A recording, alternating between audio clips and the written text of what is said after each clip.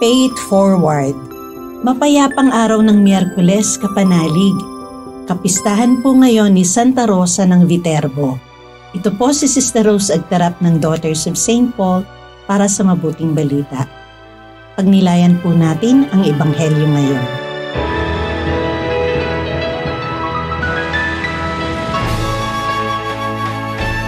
Pag-alis ni Jesus sa sinagoga, nagpunta siya sa bahay ni Simon. Inaapoy ng lagnat ang biyanang babae ni Simon, kaya't pinakiusapan nila siya tungkol sa kanya.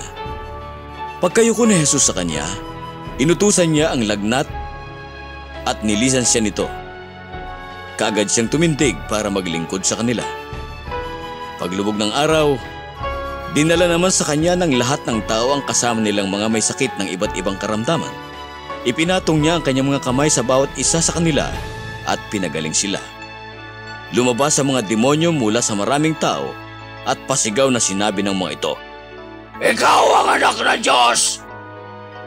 Ngunit pinatahimik niya sila at di pinahihintulutang magsalita dahil alam ng mga ito na siya ang Mesiyas.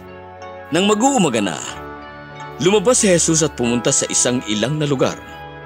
Ngunit pinaghahanap siya ng maraming tao at nang matagpuan siya'y sinikap nilang hadlangan na makaalis pa siya sa kanila.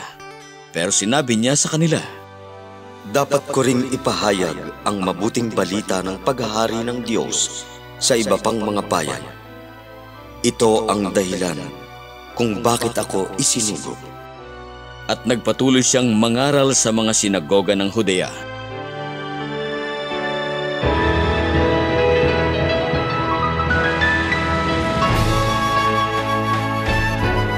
Kapanalig, paano mo sinusuklian ang kabutihan sa iyo ng Diyos? Sa ating mabuting balita ngayon, binigyan tayo ng isang halimbawa ng biyenan ni Pedro kung paano natin masusuklian ang kabutihan ng Diyos.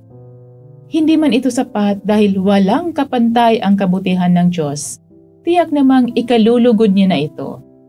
Narinig natin na nang mapagaling ni Jesus ang biyenan ni Pedro, naglingkod ito sa kanila. Noong nakikipamuhay pa si Jesus dito sa lupa, nagpagaling siya ng maraming may karamdaman, pangkatawan man ito o pangkaluluwa. Sa ating panahon ngayon, marami pa rin ang nangangailangan ng pagkalinga ni Jesus. Kapanalig, baka ikaw ang napili ni Jesus na maging paan niya upang dalawin ang isang may sakit. O kaya na may napili ka upang maging tenga at puso ni Jesus, upang makinig at umunawa sa kapwang may mabigat na problema. Kung nabiyayaan ka ng Diyos, huwag mo sanang ipagkait na maging instrumento ka ng Diyos upang mabiyayaan niya rin ang iba.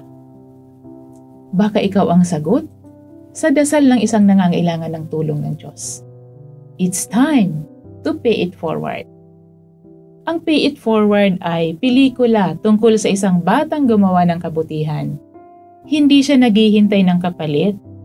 Sa halip, sinabihan niya ang natulungan na gumawa rin ng kabutihan sa iba. Ang gandang isipin na ang ating mumunting kabutihan sa kapwa ay maaaring lumika ng ripple effect.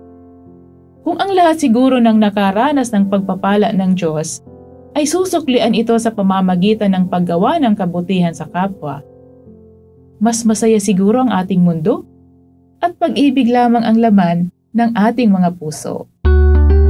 Mga kapanalig, suportahan po ninyo ang aming misyon. Subscribe, like, and follow po lines sa aming social media accounts.